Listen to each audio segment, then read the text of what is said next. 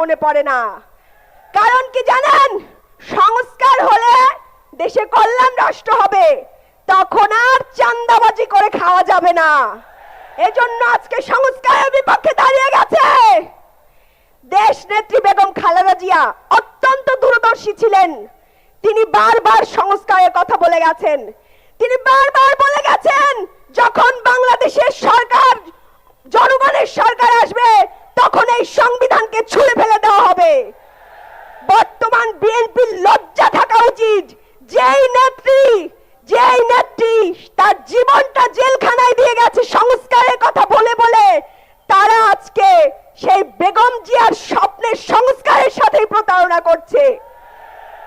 বেগম জিয়া বারবার বলে গেছেন সংবিধান সংস্কার করতে হবে। আজকে সালাউদ্দিন সাহেব ওইখানে দাঁড়িয়ে বসে যে সংবিধান সংস্কার করা সম্ভব নয়, সেটা নাকি আইনে নাই, সংবিধানে নাই। তিনি বারবার সংবিধান দেখান। তাদের নেত্রী যে সংস্কারের কথা বলে গেছেন সেই সংস্কার কি তারা অস্বীকার করছে।